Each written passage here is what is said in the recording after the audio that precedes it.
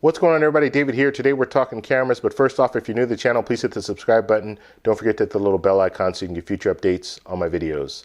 Okay, so Sony announced today the A6400, and I want to talk a little bit about it. So we're going to look at their website, and they have some, it's an interesting camera, let's just say.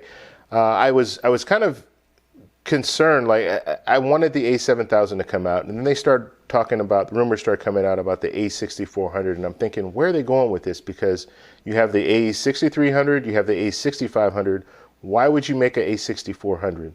And so I was a little concerned, and I was hoping that the rumors weren't true and that they were actually going to release the A7000.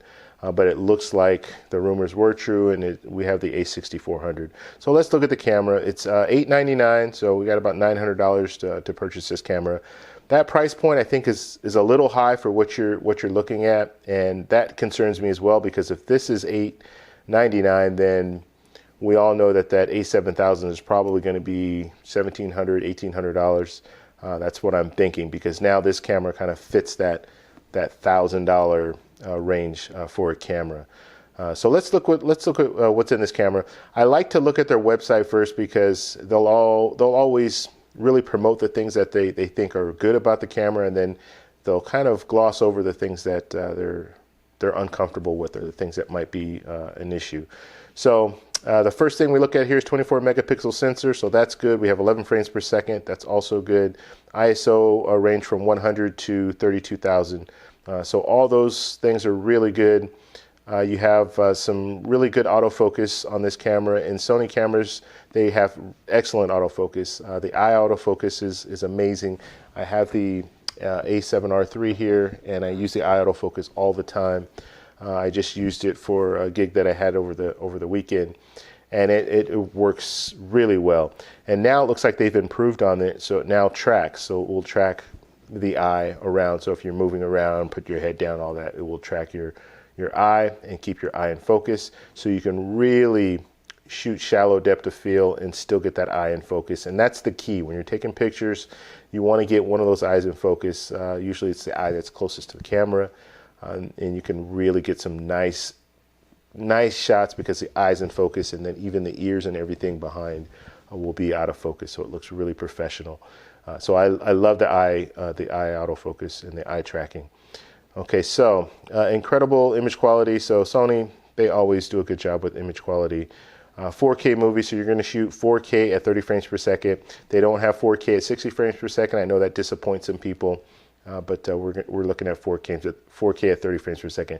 I don't understand why they wouldn't just put 4K at 60 frames per second if they can. I know in the A7000, I shouldn't say I know, but I'm hoping in the A7000 it's going to be 4K at 60 frames per second.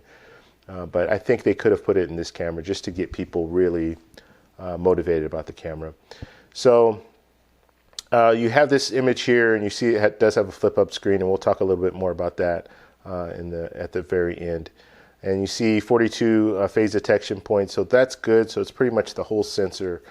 So when you're taking pictures, one thing I love about Sony cameras is they have that almost full readout. So if I'm trying to take a picture and what I want to focus on is in the corner of the screen, I can still at least get it in focus, and then maybe recompose and take the shot if I want to do that. Usually I don't take shots with something at the very corner of the screen, but just the fact that I can catch something. So if something's coming across the screen, it will catch it, track it, and you can take pictures from one corner to the next corner, and it'll all be in focus, so that's good.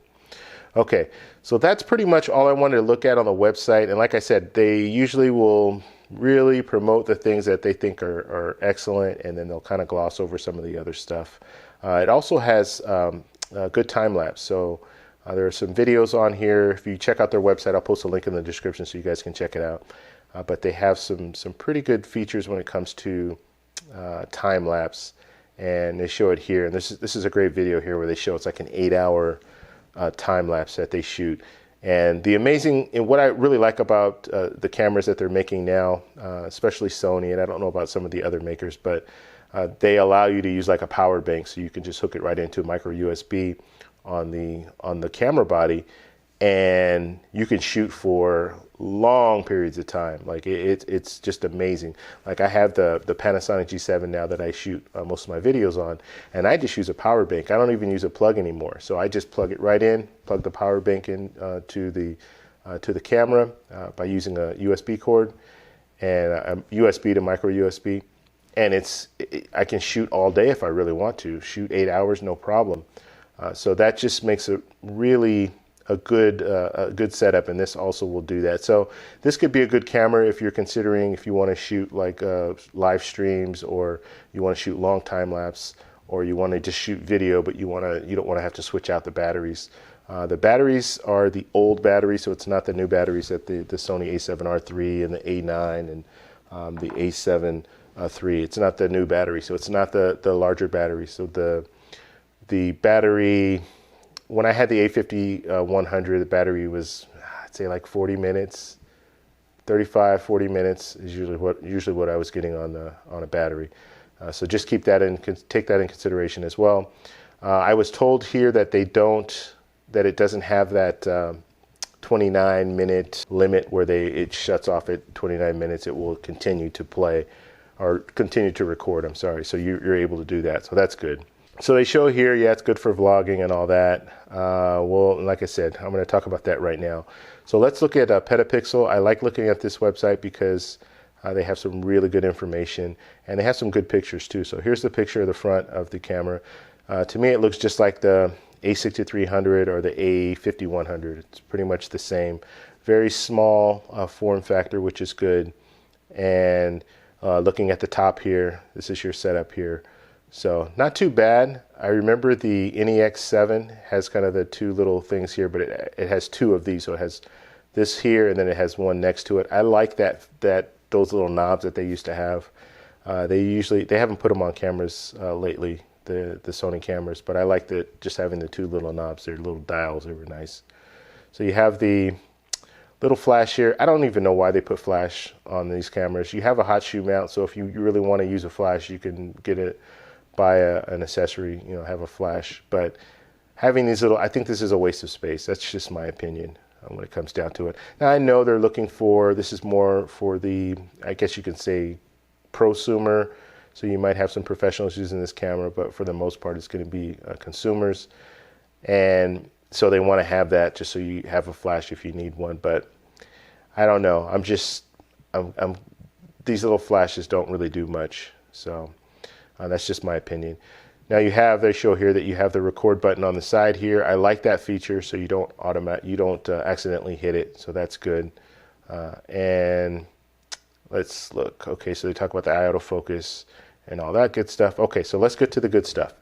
Now, the thing that I don't like about this camera, and plenty of people have talked about this already, and it just was announced today, but this flip-up screen. I don't understand why. I don't understand how we even got to the flip-up screen. I get it if it's a small point-and-shoot camera, it has a flip-up screen. There's no mic jack, so you're not going to be able to use a shotgun mic or anything like that. But you have a mic jack on this camera. So if you have a mic jack, why would you have a flip-up screen and then have a hot shoe mount on the top? It doesn't make any sense to me. So this really is one of those deals where if you want to use this for a vlogging camera, it kind of messes that whole thing up, because audio is just as important as video. Anyone will tell you that if they're serious about shooting videos and even doing stuff on YouTube and all that stuff. Audio is just as important. In some situations, it's even more important, because if you have poor video quality, people can still sit through it. But if the audio quality is really bad and it's popping and it's making all these different noise, or you just hear so much distraction around you, all these different noises coming in, you can't focus on what people are saying, people will just tune out and turn it off. So the audio is very important. So the flip-up screen, like I said, I don't get it. I don't understand why they do this. But some of the things that I'm looking at that they could do maybe in future cameras to improve on this whole issue, if you still want to use this flip-up screen, is they're looking at the camera. Let's look at the top here. Let me just show you this. The top of this camera, you have the hot shoe right here. Okay, it's already off center. It's not even in the center of the camera. So why not move that the hot shoe mount all the way over to this area over here, and you'll have to lift it up just a little bit, kind of like even like this camera here. So you have it lifted a little bit. So lift it up a little bit, put the hot shoe mount on the top there, and then you free up at least a little bit of space so you can view. So if you move it up there, and I'll show you, let's see. So the back here, now you see it does come down a little bit, so you have to put a little riser, I guess, up here, and then move it right up here. Now you'll have part of the screen here, which is fine, and then you can put the shotgun mic right here, so right over the EVF. And then when you flip the screen up, you're able to at least see the center and then part of the screen. So that's something that could be in the future, that if you still want to do these flip up screens, then do it like that, and maybe you'll have more people that are interested in getting the camera. Another thing that I think would help out is if you look at the flip up. Let's see, let's go down to the flip up screen and look at it from the front here. So if you're looking at the flip up screen here, and let's say you do have the hot shoe mount on this side, then you're able to, this part of the screen you're not going to be able to see, so it's not going to be visible, but you'll have the shotgun mic facing you. Now you have all this area right here. Why not? And in most situations when we're vlogging and doing stuff like that, I just want to see myself. I just want to be able to compose my shots. I want to know that I'm in the frame and then compose it the way I want. If there's something in the background that I might want in the background, then I can kind of compose myself to see that that's in the background when I'm talking. I can also see if I'm in focus. So a workaround would be, why not have a little pop-out screen just on the side? So you don't have to have the full screen lit. You can have just a pop-out screen on the side, and then that will give you enough so you can see that you're in the right composition. You can always have focus peaking on, so you can see that you're in focus. I don't see a problem with that. Like that's something, and that could be even a firmware update. Even though you have it right in the middle here, you can still have a corner that is like a pop-out window where you can at least see yourself composed correctly. So something maybe they should think about. And then another thing here too, another workaround in the future, obviously these are not things that you can do with this camera now because they've already released it, but you have these little camera straps, these little holes so you can put the camera straps on. I never use a camera strap. A lot of people don't use camera straps, but if you want to have them, move it up just a little bit. So move them both up. And then if you look on the side here, you have this area right here. Okay, so you have the mic jack down here, you have this area right here. Why not have this area as a cold shoe mount? So you can have a hot shoe mount on the top. If you want to put it in the middle, that's fine. But then have a cold shoe mount. So all you need to do is have it so it will allow you to put a shotgun mic on the side and just kind of design it into the body. That way, if I want to use a shotgun mic and I want to flip my screen up, I can flip my screen up in the middle, and then I can use a shotgun right on this side here.